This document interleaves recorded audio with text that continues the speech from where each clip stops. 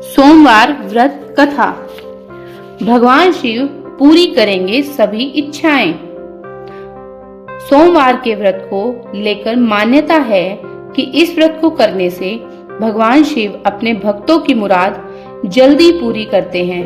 सोमवार का दिन भगवान शिव को समर्पित है, इसीलिए इस दिन भगवान शिव की पूजा और व्रत करने का बड़ा महत्व है।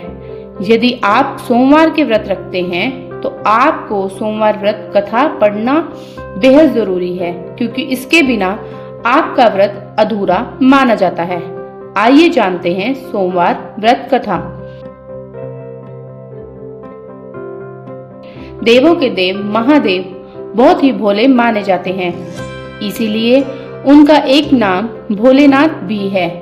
पौराणिक मान्यताओं के अनुसार भगवान शंकर को प्रसन्न करने के लिए किसी भी तरह के खास विशेष पूजन की आवश्यकता नहीं होती, क्योंकि कहा जाता है कि वह तो भोले हैं और भक्त की मन से की गई क्षणिक मात्र की भक्ति से ही वो प्रसन्न हो जाते हैं।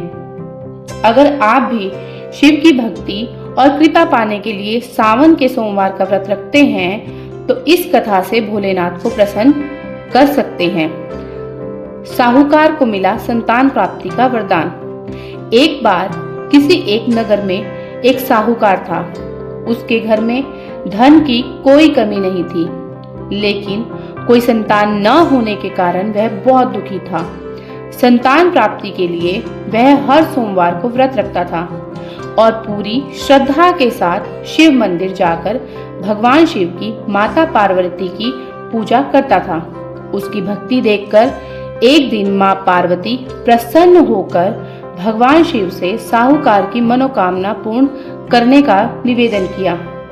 पार्वती जी के आग्रह पर भगवान शिव ने कहा, हे पार्वती, इस संसार में हर प्राणी को उसके कर्मों का फल मिलता है और जिसके भाग्य में जो हो उसे भोगना ही पड़ता है। लेकिन पार्वती जी ने साहूकार की भक्ति देखकर उसकी मनोकामना पूर्ण करने की इच्छा व्यक्त की। माता पार्वती के आग्रह पर शिवजी ने साहूकार को पुत्र प्राप्ति का वरदान तो दिया, लेकिन उन्होंने बताया कि यह बालक 12 वर्ष तक ही जीवित रहेगा। माता पार्वती और भगवान शिव की बातचीत को साहूकार सुन रहा था, इसीलिए उसे ना तो इस बात की खुशी थी और ना ही दुख। वह पहले की भांति शिवजी की पूजा करता रहा। कुछ समय के बाद साहूकार की पत्नी ने एक पुत्र को जन्म दिया। जब वह बालक 11 वर्ष का हुआ तो उसे पढ़ने के लिए काशी भेज दिया गया। साहूकार ने पुत्र के मामा को बुलाकर उसे बहुत सारा धन देते हुए कहा कि तुम इस बालक को काशी विद्या प्राप्ति के लिए ले जाओ। तुम लोग रास्ते में यज्ञ कराते जाना और ब्राह्मणों को भोजन दक्षिणा देते हुए जाना। दोनों मामा भांजे इसी तरह यज्ञ कराते और ब्राह्मणों को दान दक्षिणा देते काशी नगरी निकल पड़े। इस दौरान रात में एक नगर पड़ा, जहां नगर के राजा की कन्या का विवाह था। लेकिन जिस राजकुमार से उसका विवाह होने वाला था वह एक आंख से काना था। राजकुमार के पिता ने अपने पुत्र के काना होने की बात को छुपाने के लिए सोचा, क्यों ना उसने साहूकार के पुत्र को दूल्हा बनाकर राजकुमारी से विवाह करा दूं। विवाह के बाद उसको धन देकर विदा कर दूंगा और राजकुमारी को अपने नगर ले आऊंगा। लड़के को दूल्हे के वस्त्र पहनाकर राजकुमारी से विवाह करा दिया गया। साहूकार का पुत्र ईमानदार था, उसे यह बात सही नहीं लगी, इसलिए उसने अवसर पाकर राजकुमारी के दुपट्टे पर लिखा कि तुम्हारा विवाह तो मेरे साथ हुआ है, लेकिन जिस राजकुमार के संग तुम्हें भेजा जाएगा वह एक आंख से काना है। मैं तो काशी पढ़ने जा रहा हूँ। जब राजकुमारी ने चुन्नी पर लिखी बातें पढ़ी तो उसने अपने माता पिता को यह बात सुनाई। राजा ने अपनी पुत्री को विदा नहीं किया, फिर बारात वापस चली गई। दूसरी ओर साहूकार का लड़का और उसका मामा काशी पहुंचे और वहां जाकर उन्होंने यज्ञ किया।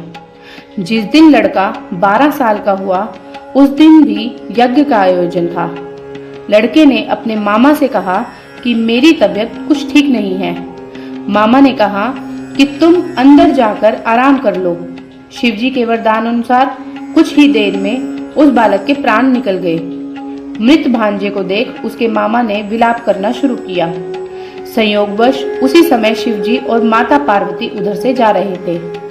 पार्वती माता ने भोलेनाथ से कहा, स्वामी, मुझे इसके रोने के स्वर सहन नहीं हो रहा, आप इस व्यक्ति के कष्ट को अवश्य दूर करें। जब शिवजी मृत बालक के समीप गए तो वह बोले कि यह उसी साहूकार का पुत्र है जिसे मैंने 12 वर्ष की आयु का वरदान दिया था। अब उसकी आयु पूरी हो चुकी है। लेकिन मातृ भाव से विभोर माता पार्वती ने कहा कि हे महादेव, आप इस बालक को आयु देने की कृपा करें, अन्यथा इसके वियोग में इसके माता पिता भी तड़प तड़प कर मर जाएंगे। माता पार्वती के पुनः आग्रह पर भगवान शिव ने उस लड़के को जीवित होने का वरदान दिया। शिव जी की कृपा से वह लड़का जीवित हो गया। शिक्षा पूरी करके लड़का मामा के साथ अपने नगर की ओर वापस चल दिया। दोनों चलते हुए उसी नगर में पहुंचे जहां उसका विवाह हुआ था। उस नगर में भी उन्होंने यज्ञ का आयोजन किया।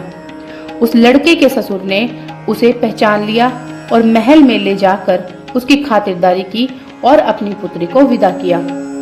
इधर साहूकार और उसकी पत्नी भूखे प्यासे रहकर बेटे की प्रतीक्षा कर रहे थे। उन्होंने प्रण कर रखा था कि यदि उन्हें अपने बेटे की मृत्यु का समाचार मिला तो वह भी प्राण त्याग देंगे, परंतु अपने बेटे के जीवित होने का समाचार पाकर वह बेहद प्रसन्न हुए।